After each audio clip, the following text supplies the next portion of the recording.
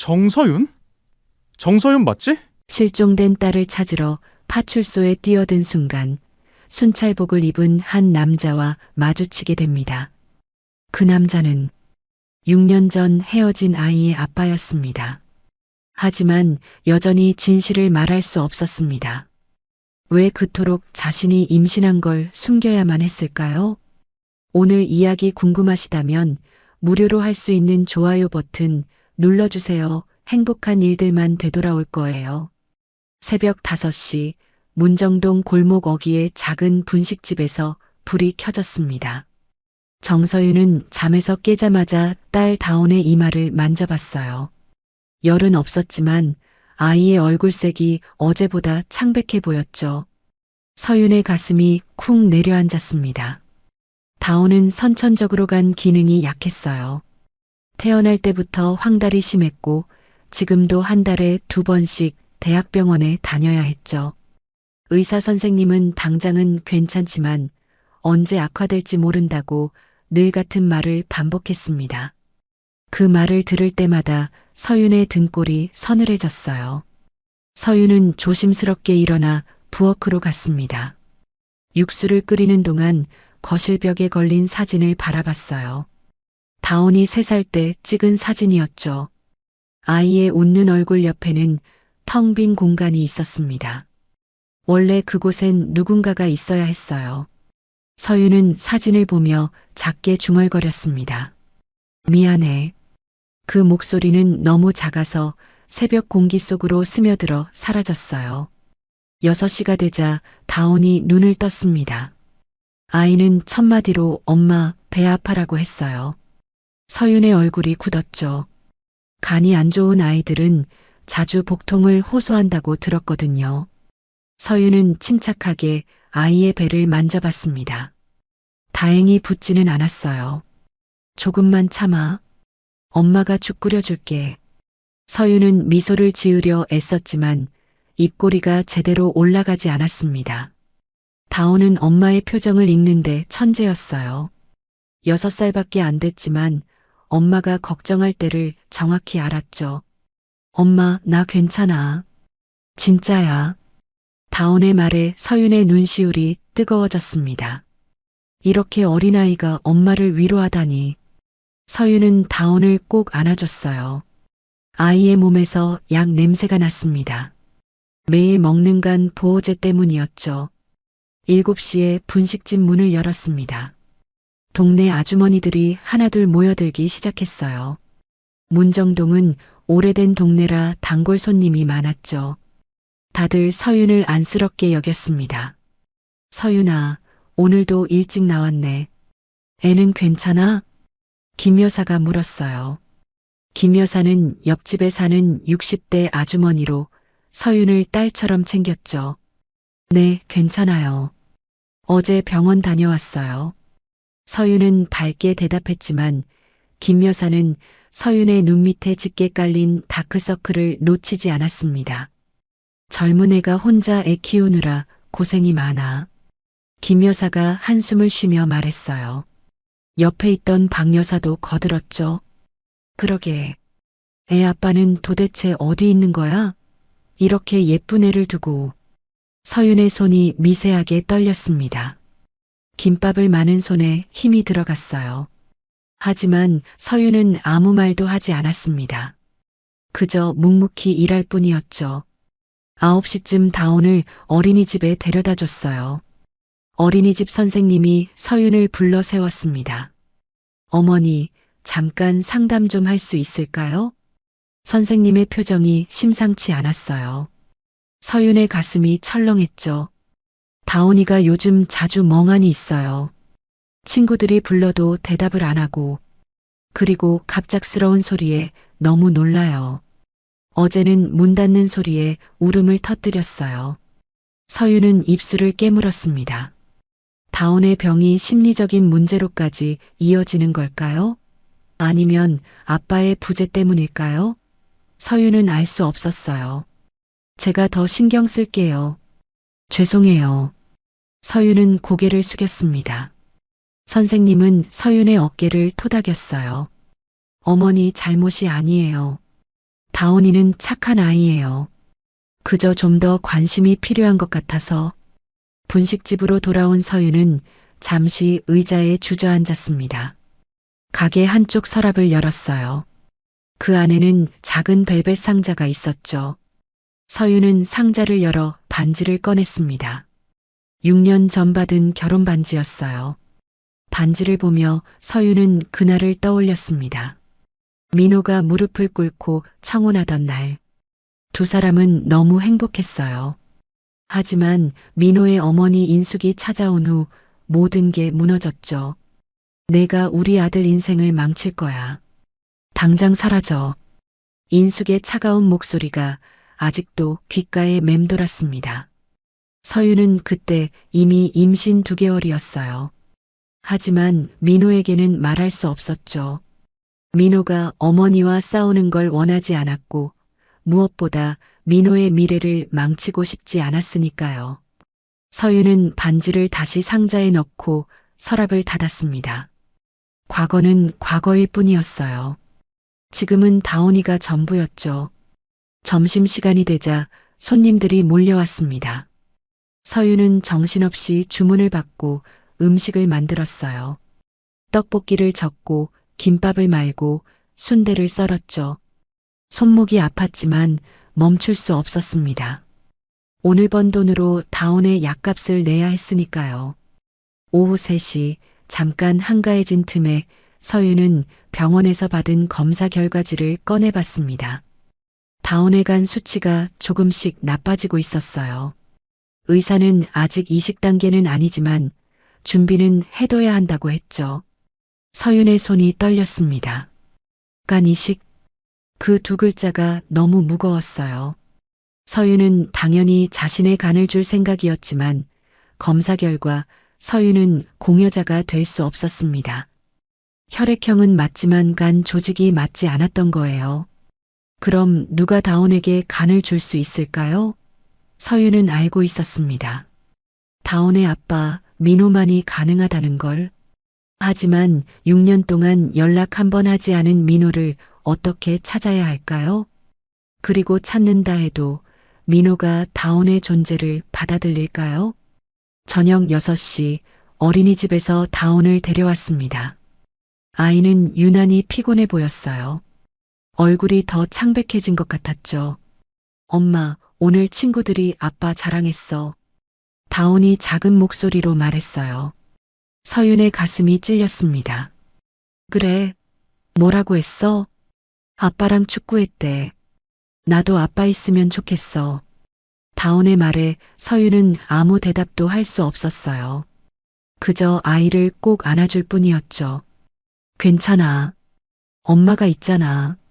엄마가 다온이 지켜줄게. 하지만 서윤도 알고 있었습니다. 엄마의 사랑만으로는 채울 수 없는 빈자리가 있다는 걸. 그리고 다온의 병이 악화되면 그 빈자리를 채워야만 한다는 걸. 밤 9시 다온을 재운 후 서윤은 거실에 앉아 울었습니다. 소리 없이 다온이 깰까봐 이불을 물고 울었어요. 눈물이 멈추지 않았죠.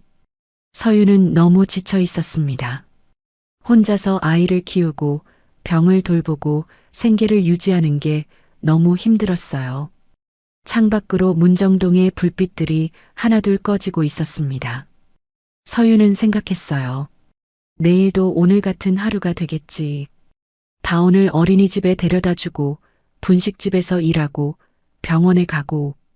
하지만 서윤은 몰랐습니다. 내일이 모든 걸 바꿀 운명의 날이 될 거라는 걸. 6년 만에 민호를 다시 만나게 될 거라는 걸.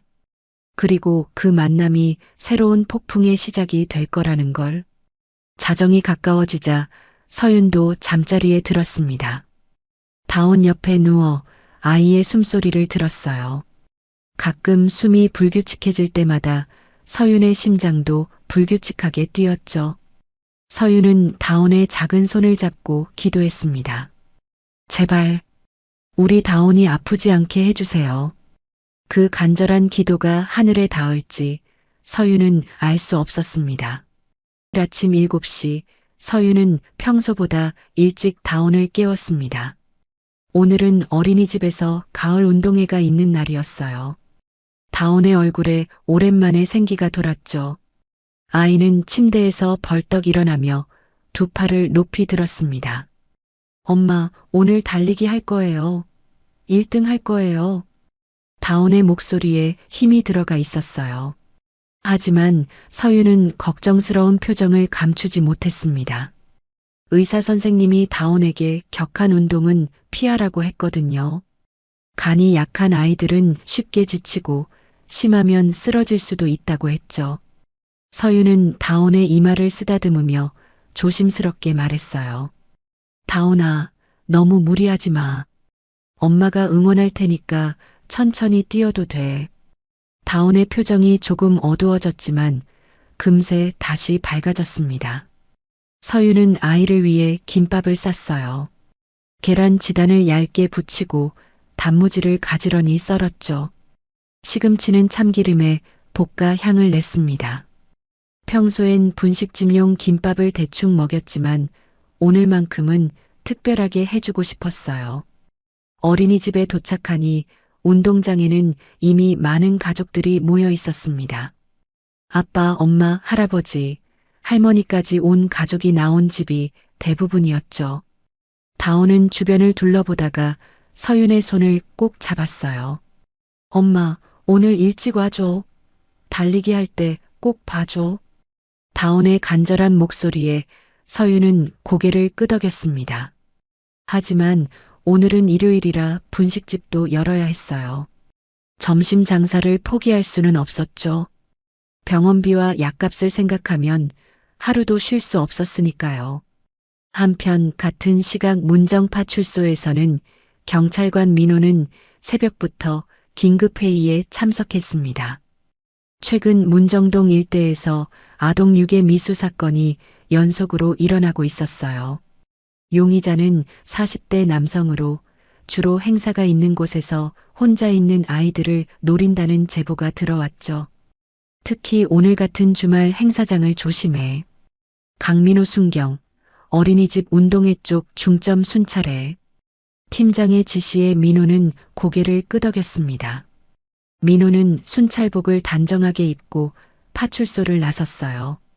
35살의 민호는 이제 경찰 생활 7년 차였습니다. 6년 전 서윤과 헤어진 후 민호는 일에만 매달렸어요. 연애도 결혼도 생각하지 않았죠. 마음 한구석에는 여전히 서윤의 빈자리가 있었으니까요. 오전 10시 서윤은 분식집을 열고 정신없이 일하고 있었습니다. 어린이집 운동회는 11시에 달리기가 있다고 했어요. 서윤은 시계를 보며 안절부절 못했죠. 손님들이 계속 들어왔고 주문이 밀려 있었습니다. 바로 그때 어린이집 운동장에서는 위험한 일이 벌어지고 있었어요. 한 남자가 운동장 구석에서 아이들을 지켜보고 있었죠. 바로 경찰이 찾던 아동 유괴범이었습니다. 남자는 40대 초반으로 평범한 아빠처럼 위장하고 있었어요. 다온은 화장실에 가려고 운동장 끝으로 걸어가고 있었습니다. 그때 수상한 남자와 눈이 마주쳤어요. 남자의 눈빛이 날카로웠고 입가에는 이상한 미소가 걸려 있었죠. 다온은 본능적으로 무서움을 느꼈습니다. 심장이 빠르게 뛰기 시작했어요. 순간 멀리서 경찰 사이렌 소리가 들렸습니다. 남자의 얼굴이 하얗게 질렸어요. 남자는 다온에게 다가와 낮은 목소리로 말했죠. 꼬마야, 조용히 해. 소리 지르면. 남자가 말을 끝내기도 전에 다온은 뒤로 물러섰습니다. 그리고 그 순간 민호가 운동장으로 뛰어들어왔어요. 민호는 수상한 남자를 발견하고 즉시 추격을 시작했죠. 거기서 경찰이다.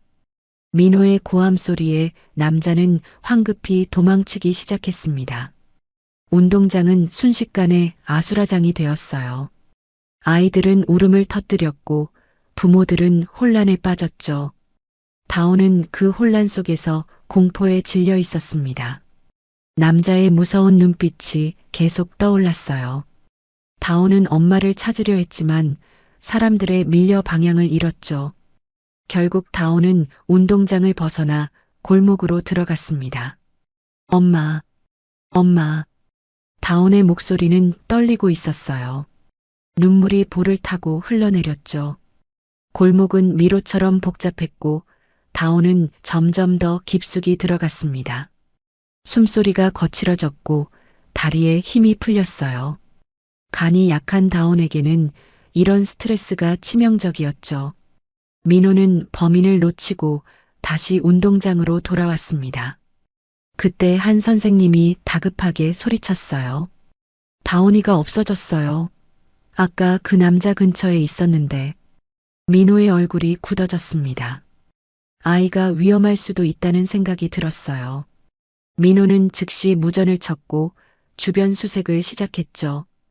1시간이 지났습니다. 다온은 골목 한 구석에 웅크리고 앉아 있었어요. 온몸이 차갑게 식어가고 있었죠. 입술은 파랗게 변했고 의식도 흐릿해지고 있었습니다. 간 기능이 떨어지면서 쇼크 상태에 빠진 거였어요. 민호는 골목을 하나하나 뒤지며 아이를 찾았습니다. 그러다 한 골목 모퉁이에서 작은 신발 한 짝을 발견했어요. 분홍색 운동화였죠. 민호는 직감적으로 가까이에 아이가 있다는 걸 알았습니다. 얘야, 어디 있니? 경찰 아저씨야. 민호의 목소리가 골목에 울려 퍼졌어요. 그때 희미한 울음소리가 들렸습니다. 민호는 소리를 따라 달려갔고 마침내 쓰레기통 뒤에 웅크린 다온을 발견했죠. 다온의 상태는 심각했습니다. 얼굴은 창백했고 숨은 가쁘게 몰아쉬고 있었어요. 민호는 즉시 다온을 안아들었습니다. 아이의 몸이 축 늘어졌죠. 괜찮아. 이제 안전해.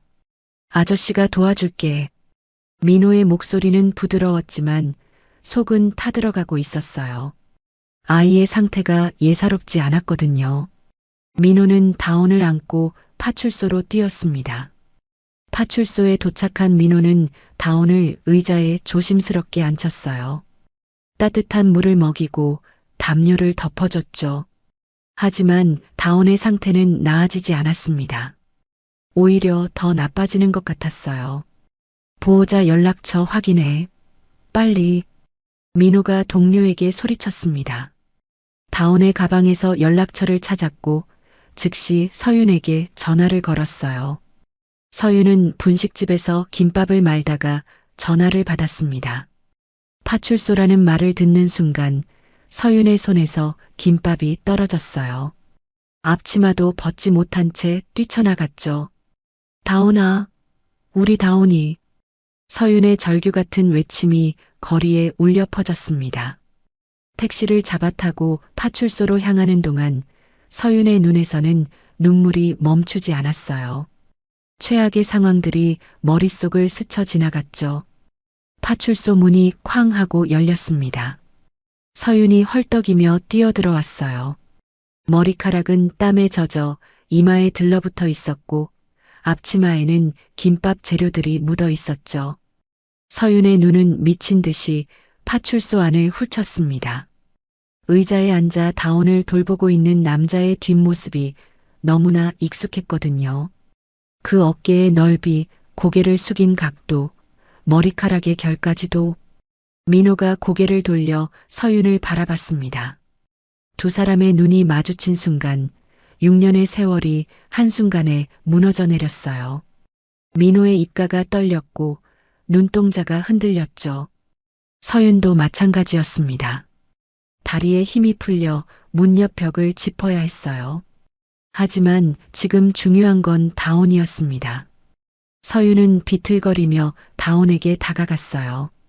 아이를 품에 안으며 흐느꼈죠. 다온아, 엄마야. 괜찮아. 다온은 엄마 품에서 조금씩 안정을 찾는 것 같았습니다. 하지만 여전히 숨은 가빴고 얼굴색도 좋지 않았어요. 민호는 서윤을 바라보며 수많은 감정에 휩싸였습니다.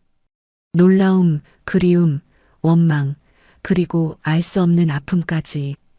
6년 만에 만난 서윤은 많이 야위어 있었어요.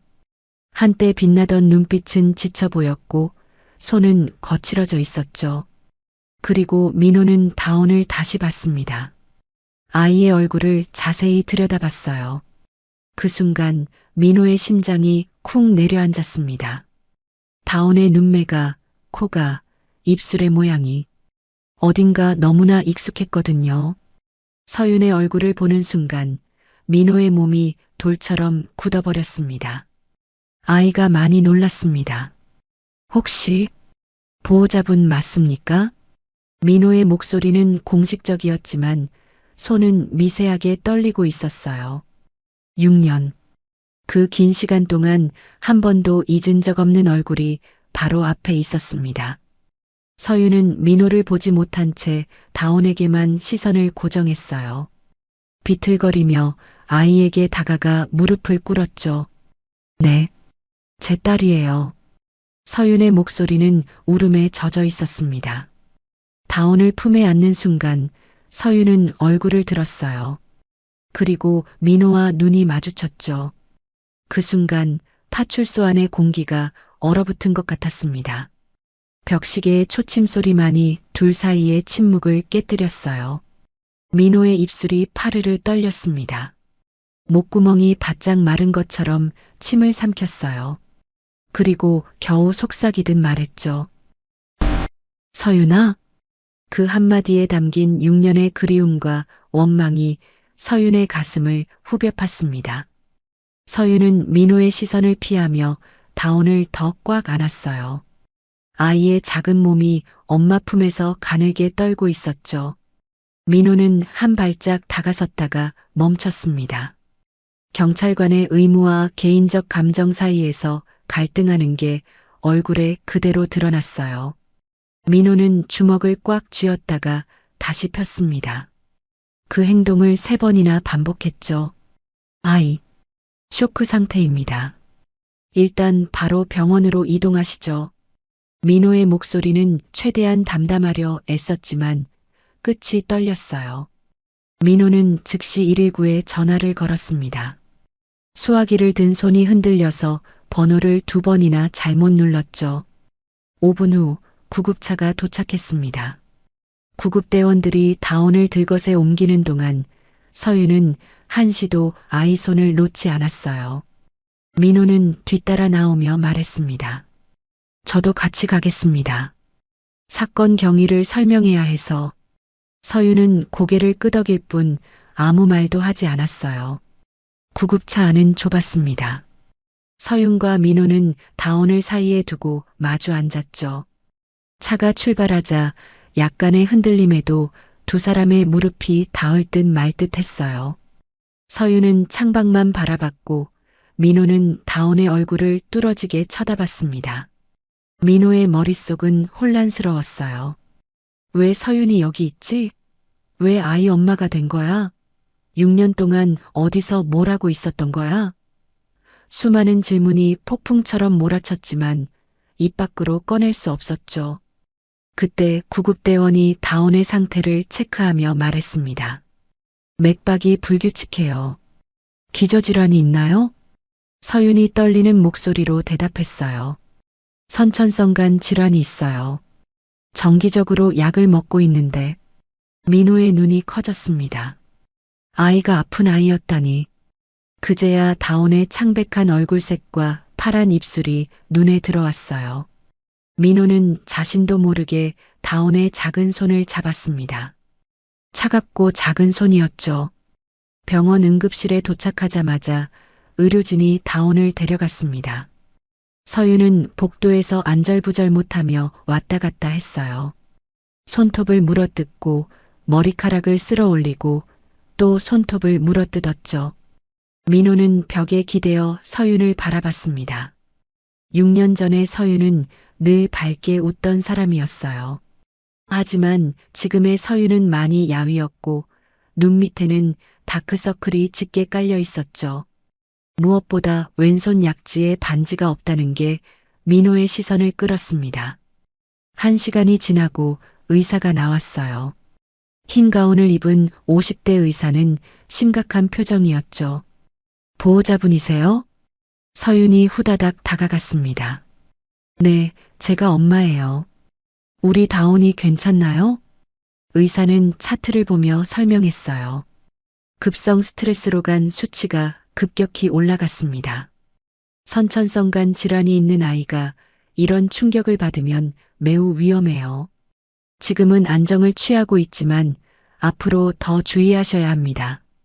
서윤의 다리에 힘이 풀렸습니다. 민호가 재빨리 서윤을 붙잡았어요. 서윤의 팔을 잡은 민호의 손에 전기가 흐르는 것 같았죠. 6년 만의 접촉이었습니다. 감사합니다, 의사 선생님. 민호가 대신 인사했어요. 의사가 돌아간 후 복도에는 어색한 침묵이 흘렀습니다. 민호가 먼저 입을 열었어요. 서윤아, 나 좀 보자. 서윤은 고개를 숙인 채 대답했습니다. 지금은 애가 먼저야. 서윤의 거부에 민호의 가슴이 아팠어요. 6년 동안 찾아 헤맸던 사람이 바로 앞에 있는데 마치 낯선 사람처럼 대하는 게 견딜 수 없었죠. 왜 나한테 말 안 했어? 왜 그냥 사라졌어? 민호의 목소리에 억눌렸던 감정이 묻어났습니다. 분노와 상처, 그리움이 뒤섞인 목소리였어요. 서윤은 입술을 깨물며 아무 말도 하지 않았습니다. 그 침묵이 민호를 더 미치게 만들었어요. 민호는 벽을 주먹으로 쳤습니다. 쿵 하는 소리에 지나가던 간호사가 놀라서 쳐다봤죠. 바로 그때 병실 문이 열리며 다온이 나왔습니다. 휠체어에 앉은 다온은 여전히 창백했지만 의식은 돌아온 상태였어요. 민호는 다온의 얼굴을 자세히 들여다봤습니다. 그 순간 민호의 심장이 멎는 것 같았어요. 다온의 눈매, 특히 눈꼬리가 올라간 모양이 민호와 똑같았거든요. 코의 모양도 입술의 두께도 어딘가 닮아 있었죠. 민호는 자신도 모르게 한 발짝 다가갔습니다. 이 아이, 나랑 닮았어. 민호의 머릿속에서 경종이 울렸어요. 하지만 그럴 리 없다고 스스로를 다독였죠. 서윤이 떠난 지 6년, 다온의 나이도 6살. 시기가 맞지 않는다고 생각하려 했지만 불안한 예감이 들었습니다. 병원 복도에는 무거운 침묵이 흘렀습니다. 민호는 서윤을 바라보며 수많은 질문을 하고 싶었지만 지금은 다온의 건강이 우선이었어요. 서윤아, 우리 나중에 꼭 얘기하자. 민호의 간절한 목소리에 서윤은 고개만 끄덕였습니다. 의사가 다시 나와서 말했어요. 오늘은 입원해서 경과를 봐야 할 것 같습니다. 내일 아침에 퇴원 결정하겠습니다. 민호는 더 있고 싶었지만 근무 복귀 시간이 되어 떠나야 했어요. 떠나기 전 다온을 한 번 더 바라봤죠. 이 아이가 정말 내 딸일까? 하는 의문이 계속 맴돌았습니다. 그날 밤 민호는 집에 돌아가서도 잠을 이룰 수 없었어요. 서윤이 왜 6년 동안 사라졌는지, 왜 연락 한 번 없었는지, 그리고 다온이 정말 자신의 딸인지. 혼자서는 감당하기 힘든 혼란이었죠. 결국 민호는 새벽까지 뜬 눈으로 지새웠습니다. 내일 서윤을 다시 만나서 모든 진실을 듣기로 마음먹었어요. 갈등은 이제 시작이었습니다. 더 큰 폭풍이 기다리고 있다는 걸 아직 아무도 모르고 있었어요. 다음 날 아침 민호는 뜬 눈으로 밤을 새운 탓에 얼굴이 많이 부어 있었습니다. 거실로 나오자 아침 준비를 하던 인숙이 아들을 봤어요. 어제 왜 그렇게 늦었어? 밥은 먹었니? 인숙의 걱정 어린 목소리에 민호는 대답할 수 없었어요. 그저 식탁에 앉아 물을 마셨죠. 민호의 부은 얼굴을 본 인숙이 눈살을 찌푸렸습니다. 무슨 일 있었어? 얼굴이 왜 그래? 잠을 못 잔 것 같은데. 민호는 한참을 망설였어요. 어머니에게 서윤을 만난 걸 말해야 할까? 하지만 결국 입을 열었습니다. 더 이상 혼자 감당할 수 없었거든요. 엄마, 어제 서윤이를 만났어요. 인숙의 손에 들린 국자가 바닥에 떨어졌습니다. 뭐라고? 그 여자를 만났다고? 민호는 고개를 끄덕였습니다. 그리고 오늘 있었던 일을 차근차근 설명했어요. 길을 잃은 아이를 구조했는데 그 아이의 엄마가 서윤이었다는 것. 그리고 그 아이가 6살이에요. 그리고 저랑 너무 닮았어요. 인숙의 손이 미세하게 떨렸습니다. 찻잔을 들려다가 다시 내려놓았어요. 인숙의 표정이 점점 어두워졌죠. 설마 그 아이가 내 엄마, 제 딸인 것 같아요. 민호의 고백에 인숙은 주저앉았습니다. 머리를 감싸쥐며 한참을 말이 없었어요. 그러다 갑자기 고개를 들었죠. 인숙의 눈빛이 날카롭게 변했습니다. 아니야. 그럴 리 없어. 그 여자가 다른 남자아이를 내 아이라고 속이는 거야. 엄마, 민호가 소리쳤어요. 35년 인생에서 어머니에게 이렇게 소리친 건 처음이었죠. 왜 그렇게 서윤이를 미워해요? 6년 전에도 그랬잖아요. 서윤이가 뭘 그렇게 잘못했어요? 인숙의 얼굴이 굳어졌습니다. 6년 전의 기억이 떠올랐어요. 서윤의 집을 찾아가 돈 봉투를 건넸던 일, 서윤에게 우리 민호가 곧 검사가 되는데 내 같은 집안 여자가 검사 부인이 될 수 있겠어? 라고 모욕했던 일. 그리고 법조계 명문가 딸들이 줄 서 있는데 내가 감히? 라며 압박했던 일. 하지만 결국 민호는 서윤이 사라진 후 검사 임용을 포기했어요. 충격으로 방황하다가 경찰이 되었죠. 인숙은 그것이 모두 서윤 때문이라고 믿었습니다. 아들의 찬란했을 미래를 그 여자가 망쳤다고. 민호야, 엄마는 너를 위해서. 저를 위해서요? 제 인생인데 왜 엄마가 결정해요? 민호의 말에 인숙이 울음을 터뜨렸습니다. 하지만 민호는 물러서지 않았어요. 내일 서윤이를 다시 만날 거예요. 그리고 다온이가 제 딸이 맞는지 확인할 거고요. 민호는 더 이상 대화하고 싶지 않았습니다. 의자에서 일어나며 말했어요. 출근해야 해요. 늦겠어요. 민호는 급하게 제복을 입고 집을 나갔습니다. 문이 닫히는 소리가 집안에 울렸어요. 인숙은 식탁에 혼자 남아 흐느꼈습니다. 아들이 검사가 되지 못한 것도, 이제 와서 그 여자가 다시 나타난 것도 모두 원통했어요. 하지만 눈물 속에서도 인숙의 결심은 단단해졌죠. 그 여자를 다시는 우리 민호 곁에 오지 못하게 하겠어. 같은 시간 서윤은 다온과 함께 병원에서 퇴원했습니다. 다온은 많이 좋아졌지만 여전히 얼굴색이 창백했어요. 서윤은 다온을 업고 택시를 탔죠. 엄마, 우리 집에 가는 거예요? 응, 이제 집에 가자. 다온이 엄마 품에 기대며 눈을 감았어요. 서윤은 아이의 머리를 쓰다듬으며 생각에 잠겼습니다. 민호를 만난 것, 그리고 민호가 다온을 의심하는 것. 모든 게 악몽 같았어요. 분식집에 도착한 서윤은 오늘은 가게를 쉬기로 했습니다. 임시 휴업 팻말을 걸고 다온과 함께 집으로 올라갔어요. 하지만 평온함은 오래가지 않았죠. 인숙은 사설 탐정을 고용해 이미 서윤의 모든 것을 조사했습니다. 6년 전 산부인과 기록뿐만 아니라 현재 사는 곳, 운영하는 가게까지 모두 파악한 상태였어요. 검은색 외제차가 분식집 문 앞에 멈췄습니다. 차에서 내린 인숙은 명품 가방을 들고 분식집을 둘러봤어요. 낡은 간판, 기름때 낀 유리문, 좁은 골목. 인숙의 얼굴에 경멸이 스쳤어요. 인숙이 문을 두드렸습니다. 쿵쿵 하는 소리가 골목에 울렸어요. 위층에서 그 소리를 들은 서윤의 얼굴이 굳어졌죠. 그 노크 소리, 6년 전에도 들었던 그 차갑고 단호한 노크였습니다. 서윤은 다온을 방에 두고 내려갔어요. 문을 여는 순간 인숙과 눈이 마주쳤습니다. 인숙의 눈빛은 6년 전보다 더 차가웠어요. 들어가도 되겠니? 인숙의 목소리는 정중했지만 거부할 수 없는 압박이 담겨 있었죠.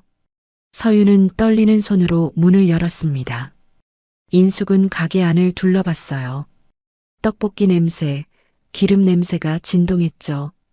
인숙은 코를 찡그리며 의자에 앉지도 않고 서서 말했습니다. 그 아이 민호 딸 맞니? 단도직입적인 질문에 서윤의 다리가 후들거렸어요. 테이블을 잡고 겨우 서 있었죠. 왜? 대답을 못하니? 그럼 내가 대신 대답해 줄게. 인숙이 가방에서 서류를 꺼냈습니다. 서윤의 눈이 커졌어요. 6년 전 산부인과 진료 기록이었죠. 내가 다 조사했어. 내가 6년 전에 아이를 낳은 것도, 그 시기가 민호와 사귄 때와 일치하는 것도. 서윤의 얼굴이 하얗게 질렸습니다. 인숙이 한 발짝 다가왔어요. 그래서 말인데 내 제안을 들어봐. 인숙이 또 다른 서류를 꺼냈습니다. 금액이 적힌 수표였어요. 10억이라는 숫자가 선명하게 보였죠. 이 돈을 받고 서울을 떠나. 아니, 한국을 떠나. 그리고 다시는 민호 앞에 나타나지 마. 서윤의 눈에서 눈물이 흘렀습니다. 6년 전과 똑같았어요. 그때는 5천만 원이었는데 이번엔 10억. 인숙에게 자신과 다온은 그저 돈으로 해결할 수 있는 문제일 뿐이었죠. 싫다면요? 서윤이 떨리는 목소리로 물었어요. 인숙의 입꼬리가 올라갔습니다. 그럼 더 힘들어질 거야. 6년 전에도 말했잖아. 내 아버지 정광수 씨 가정폭력으로 정가가 있고 내 어머니는 별거 중이고 그런 집안이 우리와 사돈이 될 수 있을 것 같았어? 그때도 그랬는데 지금은 더 나아진 게 있니? 서윤의 얼굴이 더욱 창백해졌습니다. 6년 전 인숙이 그 사실을 들먹이며 폭력 전과자의 딸이 검사 부인이 되겠다고 하며 모욕했던 기억이 되살아났어요. 인숙이 집을 둘러보며 비웃듯 말했어요. 그리고 이 분식집? 내가 마음먹으면 한 달 안에 문 닫게 만들 수 있어. 우리 남편이 누군지 알지? 전직 대기업 임원에 지금도 정재계 인맥이 얼마나 많은데. 구청에 한마디만 하면 끝이야. 서윤이 무릎을 꿇었습니다. 바닥에 주저앉아 흐느꼈어요. 제발, 다온이만은. 다온이는 아무 죄가 없어요. 그때 계단에서 발소리가 들렸습니다. 다온이 내려오고 있었어요. 엄마, 왜 울어요? 다온이 서윤에게 달려왔습니다. 그리고 인숙을 봤어요. 아이의 맑은 눈동자가 인숙을 똑바로 바라봤죠. 그 순간 인숙의 심장이 쿵 내려앉았습니다.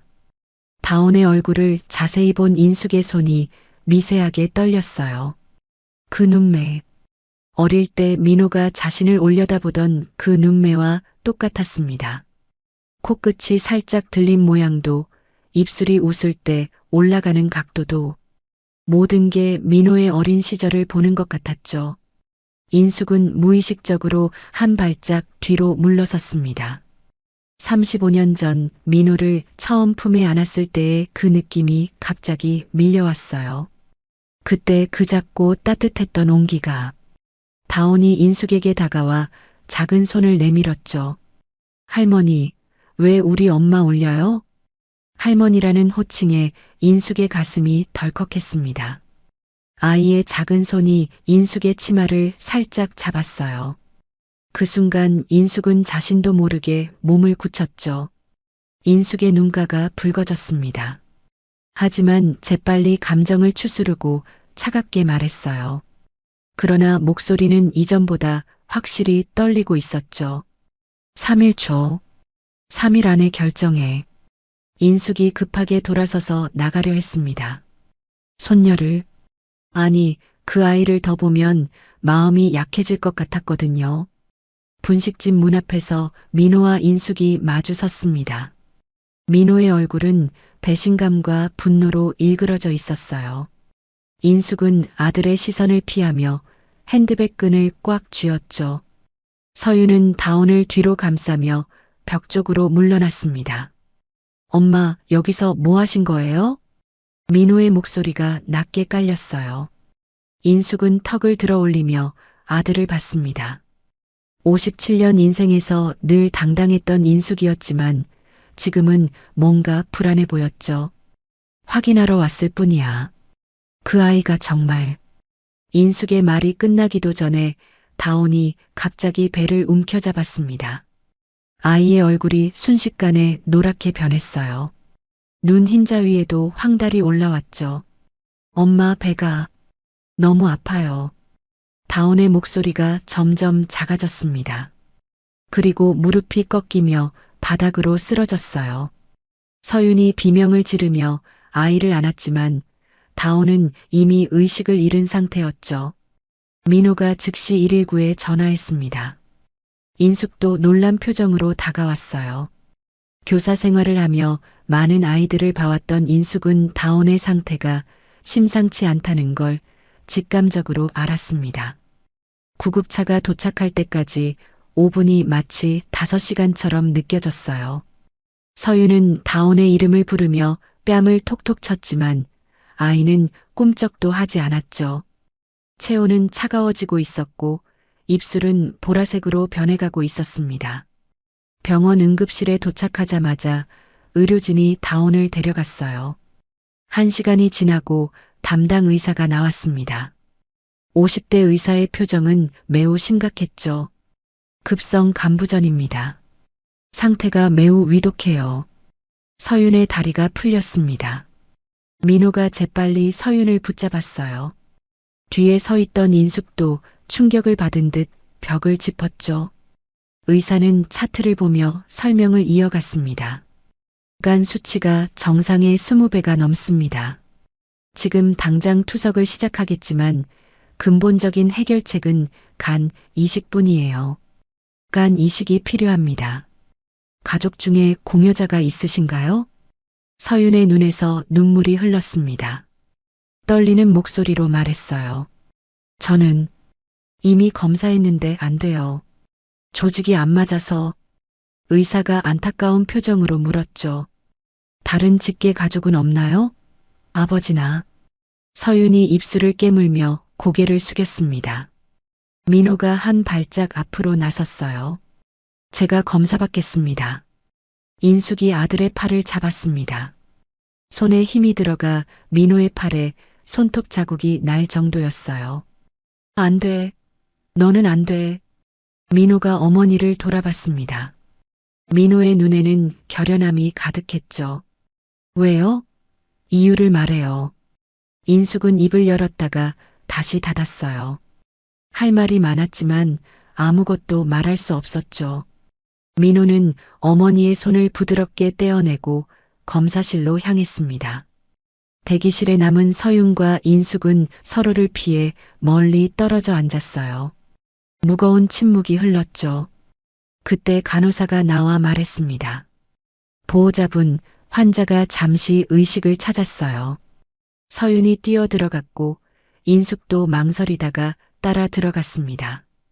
다온은 산소 마스크를 쓴 채 가느다란 숨을 쉬고 있었어요. 아이의 작은 손에는 링거 바늘이 꽂혀 있었죠. 엄마. 다온의 목소리는 너무 작아서 거의 들리지 않았어요. 서윤이 아이의 손을 잡으며 울었습니다. 엄마 여기 있어. 괜찮아. 곧 나을 거야. 다온의 시선이 문 쪽으로 향했어요. 거기엔 인숙이 서 있었죠. 아이는 힘겹게 손을 들어 인숙을 가리켰습니다. 할머니. 인숙의 몸이 굳었어요. 그 한마디에 인숙의 철벽 같던 마음에 작은 균열이 생기기 시작했죠. 하지만 인숙은 여전히 움직이지 못했습니다. 발이 바닥에 붙은 것처럼 꼼짝도 하지 못했어요. 다온이 다시 의식을 잃었습니다. 심전도 기계에서 경고음이 울렸고 의료진이 달려왔어요. 서윤은 복도로 밀려났고 인숙도 함께 나왔죠. 2시간 후 민호가 검사를 마치고 돌아왔습니다. 의사가 결과지를 들고 나왔는데 표정이 놀라워 보였어요. 정말 다행입니다. 완벽하게 일치해요. 이 정도 일치율은 부모 자식 간에만 나올 수 있는데 의사의 말에 복도가 순간 조용해졌습니다. 서윤의 다리가 후들거렸어요. 그러니까 이분이 아이의 친아버지시군요. 민호가 천천히 고개를 끄덕였습니다. 민호의 눈에서 눈물이 흘렀어요. 네, 제 딸입니다. 제가 다온이 아빠예요. 인숙은 입술을 깨물며 고개를 돌렸습니다. 이미 알고 있던 사실이었지만 의학적으로 확인되니 더 이상 부정할 수 없었어요. 자신이 6년 전 쫓아낸 것이 바로 친손녀였다는 사실이 인숙의 가슴을 후벼 팠죠. 내가 그때 인숙의 목소리가 떨렸습니다. 후회가 밀려왔지만 여전히 자존심이 남아 있었어요. 서윤이 무릎을 꿇고 흐느꼈습니다. 민호가 서윤을 일으켜 세우며 말했어요. 왜 혼자 감당했어? 왜 나한테 말 안 했어? 서윤이 안도의 한숨을 쉬었지만 곧 불안한 표정으로 민호를 봤어요. 간 이식 수술은 공여자에게도 위험한 수술이었으니까요. 민호는 담담하게 고개를 끄덕였습니다. 언제 수술할 수 있나요? 환자 상태가 너무 위급해서 내일 아침 첫 수술로 잡겠습니다. 인숙이 아들 앞을 막아섰어요. 인숙의 눈에는 눈물이 고여 있었죠. 민호야, 다시 생각해. 간 이식은 위험한 수술이야. 내가 잘못되면 어떡해. 엄마, 저 아이는 제 딸이에요. 제가 아니면 누가 살려요? 민호의 단호한 말에 인숙이 입술을 깨물었습니다.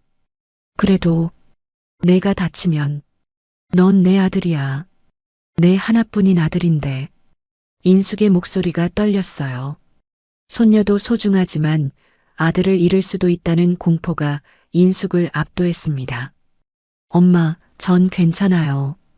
의사 선생님도 요즘은 안전하다고 했잖아요. 인숙이 무너져 울었습니다. 내가 6년 전에 그 아이를 쫓아내지 않았다면 이런 일이 처음으로 인숙이 자신의 잘못을 인정하는 순간이었어요. 밤이 깊어갔습니다. 수술을 앞둔 민호는 병실에서 수술 동의서를 작성하고 있었어요. 서윤은 다온의 중환자실 앞을 서성였고 인숙은 병원 로비 의자에 앉아 있었죠. 인숙은 핸드폰에 저장된 민호의 어릴 적 사진을 보고 있었습니다. 6살 때 민호의 모습이 다온과 너무나 닮아 있었어요. 같은 눈매, 같은 코, 같은 미소. 부정하고 싶어도 부정할 수 없는 진실이었죠. 그때 문득 인숙의 가슴이 철렁했습니다. 만약 자신이 서윤의 입장이었다면 혼자서 아픈 아이를 키우며 매일 밤 병원을 전전했을 서윤의 모습이 떠올랐어요. 새벽에 열나는 아이를 업고 응급실로 뛰어갔을 것이고 병원비 걱정에 잠 못 이루었을 것이고 아빠를 찾는 아이에게 거짓말을 해야 했을 것이고 인숙은 처음으로 서윤의 6년을 상상해 봤습니다.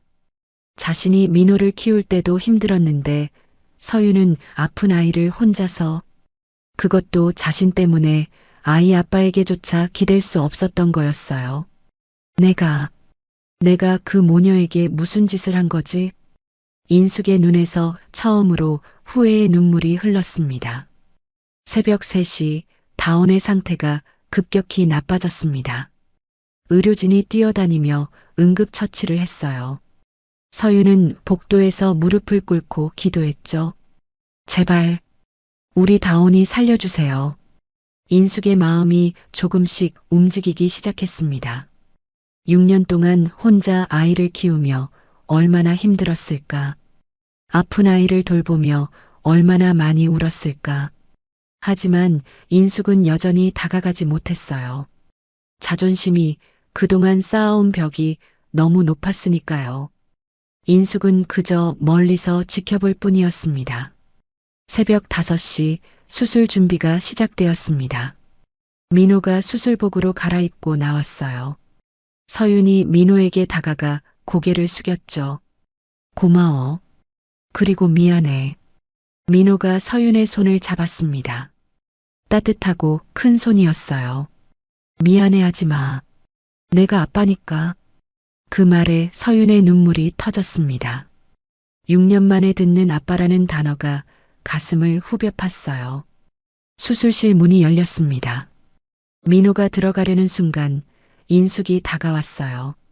인숙의 눈은 빨갛게 부어 있었죠. 민호야. 엄마, 걱정하지 마세요. 다 잘 될 거예요. 민호가 수술실로 들어가고 문이 닫혔습니다. 수술 진행 중이라는 빨간 불이 켜졌어요. 서윤과 인숙은 대기실에서 각자의 자리에 앉아 기다렸죠. 6시간의 수술이 시작되었습니다. 생과 사의 갈림길에 선 두 사람을 위한 간절한 기다림이 시작된 거예요. 수술실 앞 대기실의 시계가 오전 9시를 가리켰습니다. 벌써 3시간째 빨간 불이 켜져 있었어요. 서윤은 의자에 앉았다 일어섰다를 반복했고 인숙은 창밖만 멍하니 바라보고 있었죠. 서윤의 핸드폰이 울렸습니다. 분식집 앞에서 기다리는 손님들의 전화였어요. 하지만 서윤은 전화를 받지 않았죠. 지금 이 순간 가게 따위는 아무 의미가 없었으니까요. 인숙이 처음으로 서윤에게 말을 걸었습니다. 6년 전 임신 사실을 왜 말하지 않았어? 인숙의 목소리는 나직했지만 그 안에는 복잡한 감정이 담겨 있었어요. 서윤이 고개를 들어 인숙을 봤습니다. 두 사람의 눈이 마주쳤죠. 서윤은 한참을 망설이다가 입을 열었어요. 6년 동안 가슴에 묻어둔 이야기를 꺼내는 건 쉽지 않았습니다. 목구멍이 메어왔고 손은 떨렸어요. 어머님이 그때 저희 집에 오셨잖아요. 인숙의 얼굴이 굳어졌습니다. 그날의 기억이 선명하게 떠올랐어요. 낡은 반지하 집, 곰팡이 냄새, 그리고 자신이 내민 5천만 원 수표. 서윤은 떨리는 목소리로 계속했습니다. 임신 사실을 알고 민호 씨에게 말하려고 했어요. 그런데 어머님이 먼저 오셔서 우리 아들 인생 망치지 말라고 하셨죠. 인숙이 시선을 피했어요. 창밖에 구름이 천천히 흘러가는 걸 보며 검사가 될 아들이 그런 집안의 딸과 결혼한다는 게 용납이 안 됐던 자신을 떠올렸습니다. 하지만 인숙은 그것이 아들을 위한 일이라고 믿었죠. 그래서 혼자 낳기로 했어요. 민호 씨가 저와 아이 때문에 불행해지는 걸 원하지 않았거든요. 서윤의 눈에서 눈물이 흘렀습니다. 6년 동안 참았던 눈물이었어요. 새벽마다 아픈 아이를 안고 병원을 뛰어다녔던 날들, 병원비가 없어서 밤새 울었던 날들, 아빠를 찾는 다온에게 거짓말해야 했던 날들. 인숙의 손이 미세하게 떨렸어요. 자신이 한 일이 얼마나 잔인했는지 이제야 깨닫기 시작했죠. 하지만 여전히 사과의 말은 나오지 않았습니다. 57년 인생에서 한 번도 누구에게 고개 숙인 적 없는 인숙이었으니까요. 그때 수술실 문이 열렸습니다. 간호사가 나와서 말했어요. 다온 양은 수술이 잘 진행되고 있는데 아버님 쪽에서 출혈이 있어요. 서윤과 인숙이 동시에 일어섰습니다. 서윤의 다리가 휘청거렸고 인숙도 벽을 짚어야 했어요. 위험한 건가요? 인숙의 목소리가 떨렸습니다. 간호사는 애매한 표정을 지었어요. 의료진이 최선을 다하고 있습니다. 조금만 더 기다려주세요. 간호사가 다시 수술실로 들어갔습니다. 인숙이 주저앉았어요. 처음으로 인숙의 눈에서 눈물이 흘렀죠. 우리 민호, 우리 아들이. 인숙의 오열을 보며 서윤도 무너졌습니다. 두 사람은 각자의 자리에서 울었어요. 아들을 잃을지도 모른다는 공포와 딸을 잃을지도 모른다는 절망이 대기실을 가득 채웠죠. 1시간이 더 지났습니다. 수술실 문이 다시 열렸어요. 이번엔 의사가 직접 나왔죠. 마스크를 벗은 의사의 얼굴에는 땀이 흐르고 있었습니다. 수술은 성공적이었습니다. 공여자분은 출혈이 있었지만 잘 처리했고 안정적입니다. 의사가 잠시 말을 멈췄어요. 다만 아이는 면역 억제제 반응을 지켜봐야 합니다. 앞으로 일주일이 중요한 시기예요. 거부 반응이 나타날 수 있거든요. 서윤이 무릎을 꿇었습니다. 바닥에 주저앉아 흐느꼈어요. 인숙도 의자에 털썩 앉으며 얼굴을 감쌌죠. 수술이 끝났다는 연락이 왔습니다. 8시간의 수술이 모두 끝났습니다. 민호와 다온은 각각 중환자실로 옮겨졌죠. 서윤은 다온의 병실로, 인숙은 민호의 병실로 갔습니다. 유리창 너머로 보이는 두 사람은 너무나 작고 연약해 보였어요.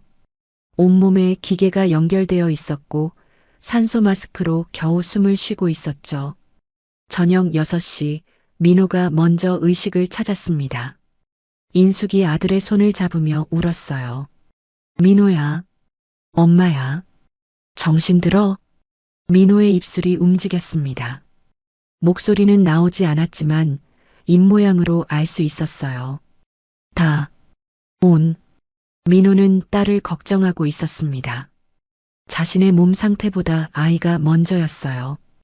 인숙의 가슴이 뜨거워졌죠. 자신의 아들이 이렇게 훌륭한 아빠가 되었다는 게 자랑스러우면서도 미안했습니다. 밤 9시 다온도 잠시 눈을 떴어요. 서윤이 아이의 작은 손을 잡으며 속삭였습니다. 다온아, 엄마야. 잘했어, 우리 다온이. 다온의 시선이 옆 병실을 향했어요. 유리창 너머로 민호가 누워있는 게 보였죠.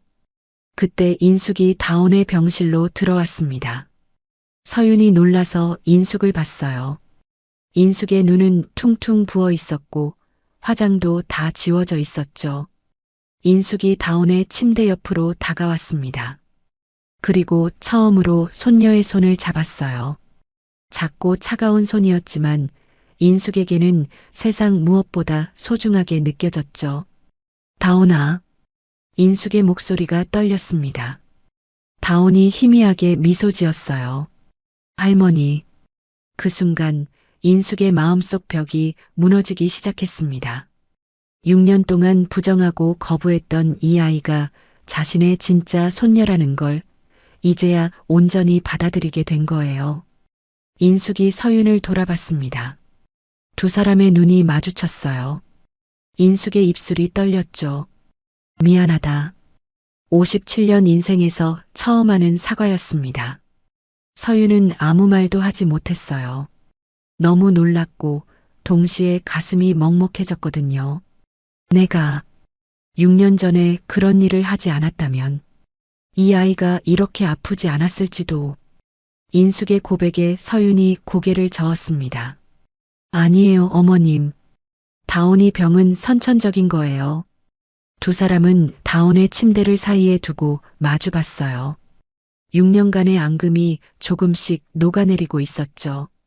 완전히 용서하고 화해하기엔 아직 멀었지만 적어도 시작은 된 것 같았습니다. 새벽 2시 다온의 상태가 갑자기 나빠졌어요. 경고음이 울리고 의료진이 뛰어왔죠. 거부 반응이 시작된 거였습니다. 서윤과 인숙은 복도로 밀려나왔어요. 두 사람은 손을 잡고 기도했습니다. 처음으로 함께하는 기도였죠. 제발 우리 다온이를 살려주세요. 그때 민호가 휠체어를 타고 나왔습니다. 수술 부위가 아직 아물지 않아 얼굴이 창백했지만 민호는 다온의 병실로 갔습니다. 민호가 유리창에 손을 대고 다온을 바라봤어요. 그리고 작게 말했죠. 다온아, 아빠야. 힘내. 우리 이제 헤어지지 말자. 기적처럼 다온의 심박수가 안정되기 시작했습니다. 의사가 나와서 안도의 한숨을 쉬었어요. 위기는 넘겼습니다. 정말 대단한 생명력이에요. 세 사람은 서로를 바라봤습니다. 민호, 서윤, 그리고 인숙. 6년 만에 다시 만난 세 사람은 이제 한 가족이 되어가고 있었어요. 아직 완전하지는 않지만 적어도 다온이라는 끈으로 연결된 가족이었죠. 수술 후 일주일이 지났습니다. 다온이 먼저 회복하기 시작했어요. 아이의 얼굴에 혈색이 돌아왔고 눈빛도 또렷해졌죠. 민호는 여전히 회복 중이었지만 휠체어를 타고 다온의 병실을 찾아갈 수 있을 정도는 되었습니다. 어느 오후 서윤이 잠시 분식집에 다녀온 사이 민호와 다온이 단둘이 있게 되었어요. 다온은 침대에 앉아 그림을 그리고 있었고 민호는 옆에서 지켜보고 있었죠. 다온이 그린 그림에는 세 사람이 손을 잡고 있는 모습이 있었습니다. 민호가 다온의 머리를 쓰다듬으며 용기를 냈어요. 더 이상 미룰 수 없는 이야기였죠. 다온아, 아저씨가 할 말이 있어. 다온이 크레파스를 내려놓고 민호를 봤습니다. 맑은 눈동자가 민호를 똑바로 바라봤어요. 민호는 다온의 작은 손을 잡았습니다. 따뜻하고 부드러운 손이었어요. 민호의 목소리가 떨렸지만 분명하게 말했죠. 다온아, 사실 아저씨가, 아니, 내가 너의 진짜 아빠야. 다온의 눈이 커졌습니다. 입을 살짝 벌린 채 민호를 바라봤어요. 놀라움과 혼란이 아이의 얼굴에 그대로 드러났죠. 진짜 아빠예요? 민호가 고개를 끄덕였습니다. 눈가가 붉어졌어요. 응, 미안해. 이제야 와서 6년 동안 다온이 곁에 없어서 정말 미안해. 다온은 한참을 말없이 민호를 바라봤어요. 그러다가 작은 목소리로 물었죠. 그럼 왜 이제 왔어요? 나보기 싫었어요? 그 순진한 질문에 민호의 가슴이 찢어질 것 같았습니다. 민호는 다온을 안으려다가 수술 부위가 아파서 멈췄어요. 대신 아이의 손을 더 꽉 잡았죠. 아니야, 절대 아니야. 아빠가 다온이가 있는 줄 몰랐어. 엄마도 사정이 있어서 말하지 못한 거야. 다온이 고개를 갸웃거렸어요. 엄마는 아빠가 멀리 있다고 했는데. 그래, 멀리 있었지. 하지만 이제 찾았잖아. 이제 영원히 다온이 곁에 있을게. 다온의 눈에서 눈물이 흘렀습니다. 6살 아이도 그동안 아빠의 빈자리를 느끼고 있었던 거예요. 친구들이 아빠 자랑할 때마다 부러웠고 운동회 때 아빠 없는 게 슬펐던 거죠. 정말 이제 안 가요? 민호가 새끼손가락을 내밀었어요. 약속해. 평생 다온이 곁에 있을게. 아빠가 맹세해. 다온이 조심스럽게 새끼손가락을 걸었습니다. 그리고 처음으로 민호를 아빠라고 불렀어요. 아빠. 그 한마디에 민호의 눈물이 터졌습니다. 35년 인생에서 처음 듣는 아빠라는 호칭이었어요. 민호는 다온을 조심스럽게 안았습니다. 수술 부위가 아팠지만 참을 수 있었어요. 우리 다온이, 아빠 딸. 부녀는 한참을 안고 울었습니다. 6년의 공백을 메우는 눈물이었어요. 다온이 민호의 품에서 물었죠. 아빠, 그럼 이제 우리 집에서 같이 살아요? 그럼 당연하지. 엄마랑 다온이랑 아빠랑 다 같이 살 거야. 다온이 환하게 웃었어요. 그 미소가 민호와 똑같았죠. 그때 문이 열리고 서윤이 들어왔습니다. 다온이 민호를 안고 있는 모습을 본 서윤의 눈가가 촉촉해졌어요. 엄마, 이 아저씨가 진짜 아빠래요. 다온의 밝은 목소리에 서윤이 미소 지었습니다. 민호가 서윤을 바라봤어요. 두 사람의 눈이 마주쳤죠. 말하지 않아도 서로의 마음을 알 수 있었습니다. 저녁이 되자 인숙도 병원에 왔어요. 다온이 민호를 아빠라고 부르는 걸 들은 인숙의 표정이 복잡해졌죠. 하지만 손녀의 행복한 얼굴을 보니 마음이 누그러졌습니다. 다온아, 이제 아빠 생겼으니 좋겠네? 다온이 고개를 끄덕이며 인숙에게 달려갔어요. 할머니, 우리 이제 진짜 가족이에요. 인숙이 다온을 안으며 서윤을 받습니다. 더 이상 적대감은 없었어요. 오히려 미안함과 고마움이 섞인 표정이었죠. 서윤아. 인숙이 처음으로 서윤을 이름으로 불렀어요. 서윤이 놀라서 인숙을 봤죠. 6년 동안 혼자 다온이 키우느라 고생 많았지. 내가 정말 미안했어. 인숙의 사과에 서윤의 눈물이 흘렀습니다. 어머님, 이제 진짜 우리 며느리 해줄 거지? 인숙의 인정에 서윤이 고개를 끄덕였어요. 한 달이 지나면서 두 사람 모두 안정적으로 회복했습니다. 민호는 다온과 더 많은 시간을 보냈어요. 처음으로 동화책을 읽어주고 그림을 그려주고 6년간 못했던 아빠 역할을 조금씩 해나갔죠. 인숙도 변화하기 시작했습니다. 손녀와 시간을 보내면서 조금씩 마음의 벽을 허물었어요. 이제 정말 가족이야. 너도 다온이도 다 내 가족이야. 서윤이 인숙의 손을 잡았습니다.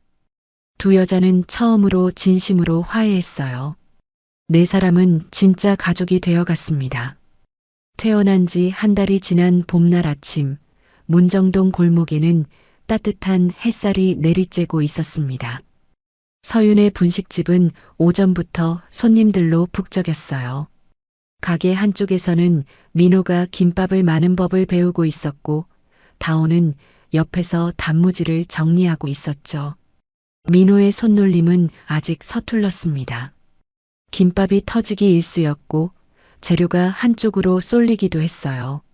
하지만 민호의 얼굴에는 행복한 미소가 가득했죠.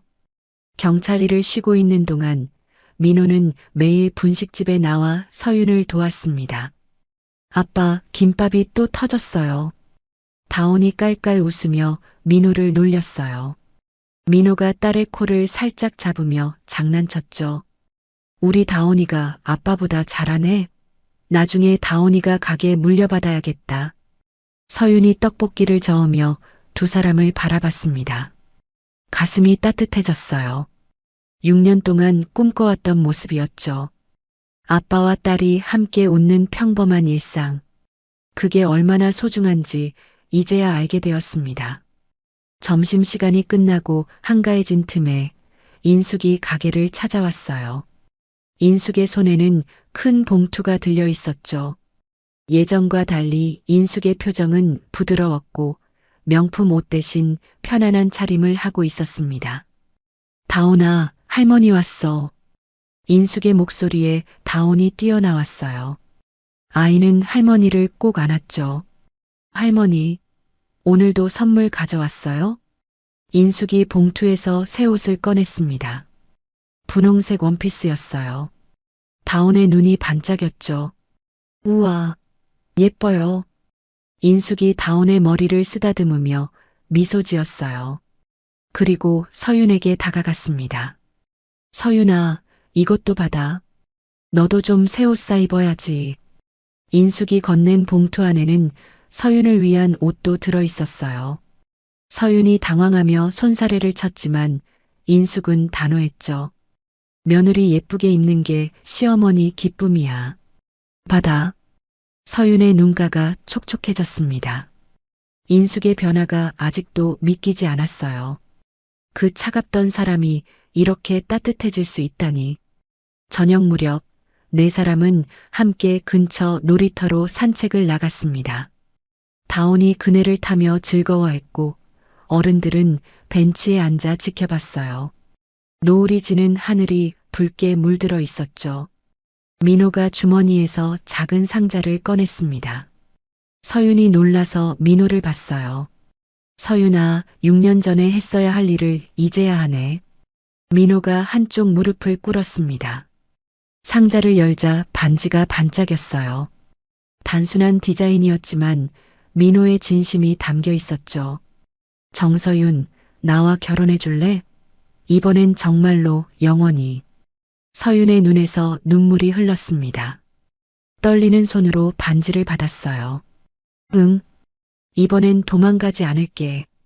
민호가 서윤의 손가락에 반지를 끼워줬습니다. 딱 맞았어요. 마치 6년을 기다린 것처럼. 다온이 그네에서 뛰어내려 달려왔어요. 엄마랑 아빠가 결혼해요? 민호가 다온을 안아들었습니다. 그래, 이제 진짜 결혼식도 하고 다 같이 한 집에서 살 거야. 인숙도 일어나 세 사람을 바라봤어요. 인숙의 눈가에도 눈물이 맺혔죠. 늦었지만 축하해.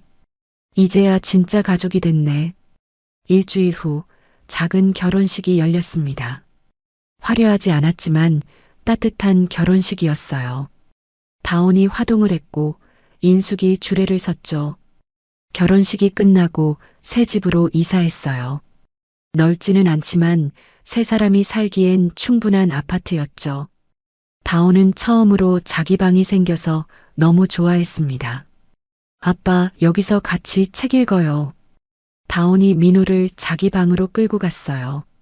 벽에는 다온이 그린 가족 그림이 가득 붙어 있었죠. 엄마, 아빠, 자신, 그리고 할머니까지 모두가 손을 잡고 웃고 있는 그림이었습니다. 민호가 다온에게 동화책을 읽어주는 동안 서윤은 부엌에서 저녁을 준비했어요. 인숙도 와서 도왔죠. 두 여자는 이제 편안하게 대화를 나눴습니다.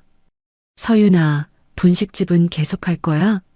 서윤이 잠시 망설이다가 대답했어요. 네, 어머니. 그곳이 다온이랑 둘이서 버텨온 곳이라서요.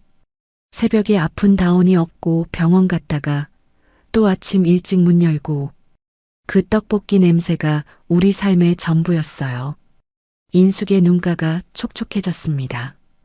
6년간 그 좁은 분식집이 모녀의 유일한 안식처였다는 걸 이제야 이해했어요.